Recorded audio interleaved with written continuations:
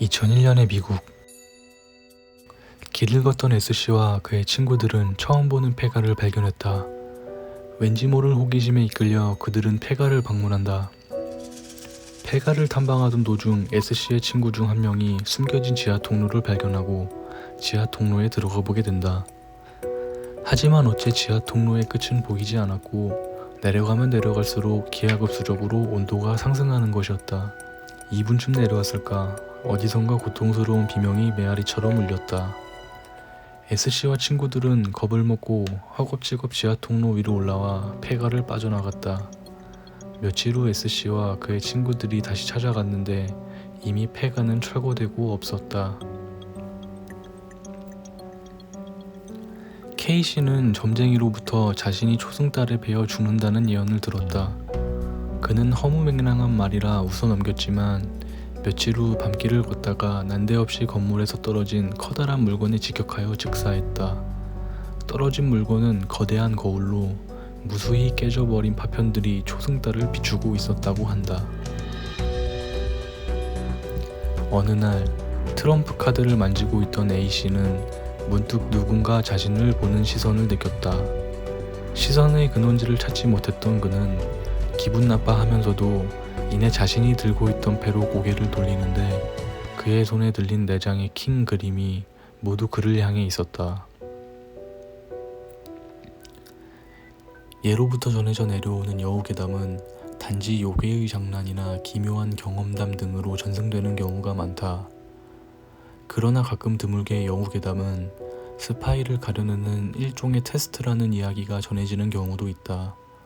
확실히 남을 홀리는 말재주, 다양한 변장 능력, 미인계 등의 일화를 보면 납득이 가지 않는 것도 아니긴 하다.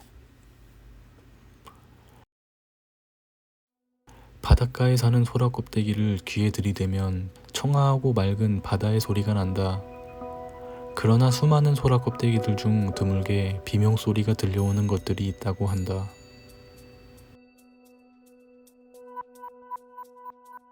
세상에 자신이 전혀 쓸모없다고 느끼는 남자가 있었다. 입버릇처럼 자신은 전혀 쓸모가 없으니 사라지는 것이 좋겠다고 말하던 그는 어느 날 친구 앞에서 입고 있던 옷가지만을 남기고 연기처럼 호련히 사라졌다. 하늘이 그의 꿈을 들어주기라도 한 것일까? 호접지몽이라는 사자성어처럼 나비와 꿈은 예로부터 아주 밀접한 관계를 맺어왔다. 이제는 거의 일체화되었다고 보아도 괜찮을 수준이다. 이와 관련된 흥미로운 한 가지 사실이 있는데 바로 루시드 드림에 관한 것이다. 루시드 드림의 경계로 들어가는 가장 좋은 방법은 바로 어떠한 한 가지의 개체를 계속해서 관찰하고 그것을 일종의 트리거로 삼는 것이라고 한다. V씨는 어느 날 밤 자신의 고양이가 누군가와 격하게 싸우는 소리를 들었다. 무슨 영문인지 궁금해하며 거실의 문을 연 그는 눈앞에 펼쳐진 광경에 할 말을 잃었다. 거실에 걸어두었던 그림 속에서 나온 신사가 그의 고양이와 싸우고 있던 것이다. 고양이에게 바지가랑이를 물려 난처해 하던 그 신사는 V씨와 눈이 마주치자 들고 있던 지팡이를 챙길 새도 없이 그림 속으로 뛰어 사라져버렸다고 한다. 지금도 그 지팡이는 고양이의 장난감으로 사용되고 있다.